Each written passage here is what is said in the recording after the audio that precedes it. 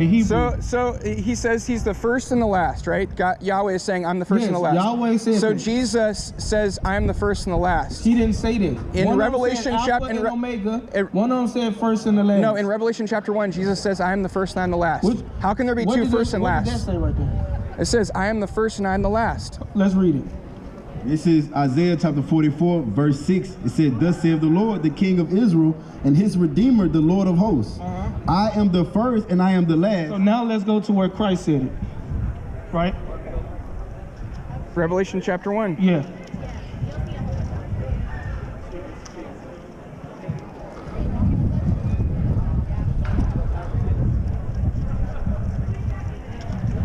Did it say first and last, or did it say Alpha and Omega? Right? In verse 8, it says, I am Alpha and Omega, the beginning and the end. Then verse 11 saying, I am Alpha and Omega, the first and the last. Good. So there can't be two first and last. So that's an indication that Jesus is Yahweh, because there's only one first and one last, right? But hold on. Now let's go back to Isaiah right quick. I'm going to show you what this is talking about. Isaiah chapter 44, verse 6. Thus saith the Lord, the King of Israel, and his Redeemer, the Lord of hosts. I am the first, and I am the last, and beside me there is no God. They said beside him there is no God, so Yahweh is the only God. So now let's go to where Christ is talking about he's the Alpha and Omega, and we're going to clarify it in Colossians 1, I think it's verse 15. Right? Now let's go. It's the book of Revelation chapter 1, verse 11. Starting at verse 8. I am Alpha and Omega, the beginning and the ending, saith the Lord. So that's the Lord speaking there. That's not Christ speaking. That's the Lord speaking. Right, Yahweh in Isaiah 44, right? He's speaking. No. We're in Revelation. But the Lord is Jesus. No, this is saying, thus said, let's read it again. I am Alpha and Omega, the beginning and the ending, saith the Lord, which is and which was and which is to come, the Almighty. So I'm talking about verse 18 in chapter 1. Which one? Verse 18. Fear not, I am the first and the last, and the living one. I died, and behold, I am alive forevermore. So that's Jesus speaking in verse 18. That's Jesus speaking. That's a different context, though. Well, I'm saying that's the part I'm talking about. When Jesus says, I am the first and the last, it's in Revelation 1 where he talks about how he died. So that's Jesus speaking. But that's talking about his being.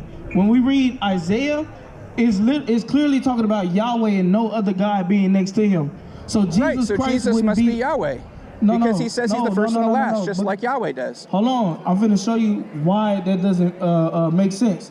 Because when you go to Colossians, right? Give me Colossians 1:15.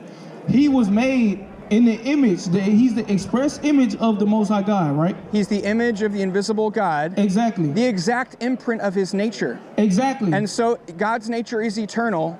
Therefore, Jesus, when he has the same nature of God, he can't be a created being.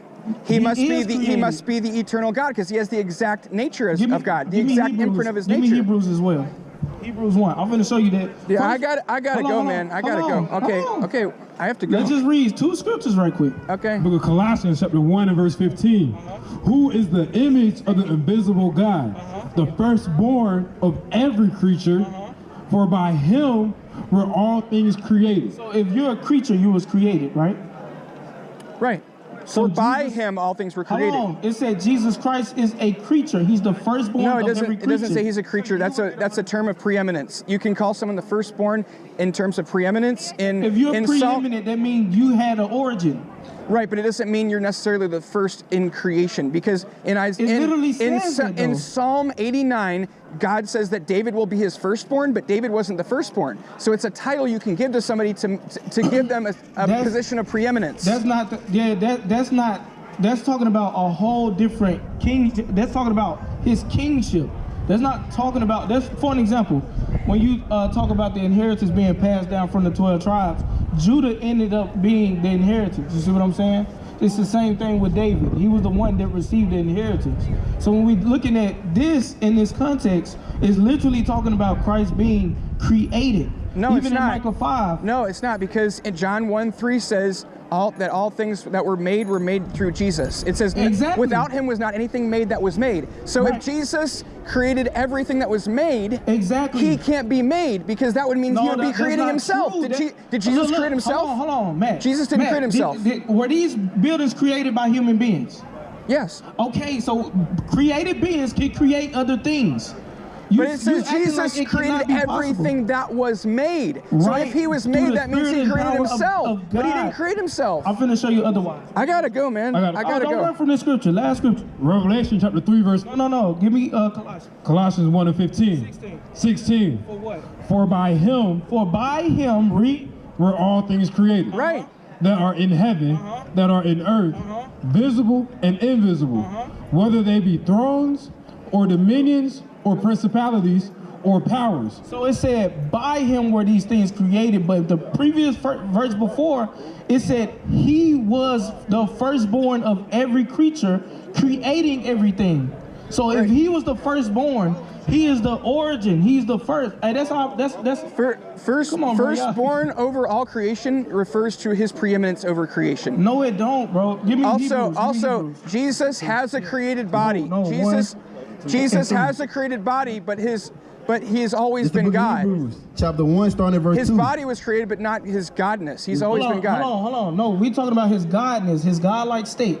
We're gonna show you that his godlike state was created by God. Like, this is for people. Man, shut your little head ass up, little pants ass, dude. Hebrews chapter 1 verse 2 hath in these last days spoken unto us by his son, whom he hath appointed heir of all things. So God appointed heir of all things, Jesus Christ. So Right, God right. was the one who gave Jesus Christ in his godlike state preeminence over everything. Right. Right, It was but Yahweh who sure. did it, bro. Right, but Jesus is You Yahweh. saying no? How? And he's the one who's receiving He said it. before Abraham was, I am. That's We God's name. agreed that he was that angel of the Lord. No, but he was asked directly about himself. They said, have you seen Abraham? And he replied Yes, to them, and he was that before referring to Abraham was, Exodus I 3. am. He was referring to Exodus 3. Who was speaking in the burning bush in Exodus 3? Verse 2, the angel of the Lord. Right. So he is the angel of Yahweh. Right, He's he not is. Right, he is Yahweh. the angel. Right, he is the angel of the Lord. Okay, But the angel so how of the Lord, can he be the- Yahweh the and angel- he's the angel of Yahweh? Because it's the messenger of Yahweh. Exactly. Yahweh has So this is three the whole- different consciousnesses. One of the consciousnesses is the messenger. So hold on. I gotta go, man. Hold on. We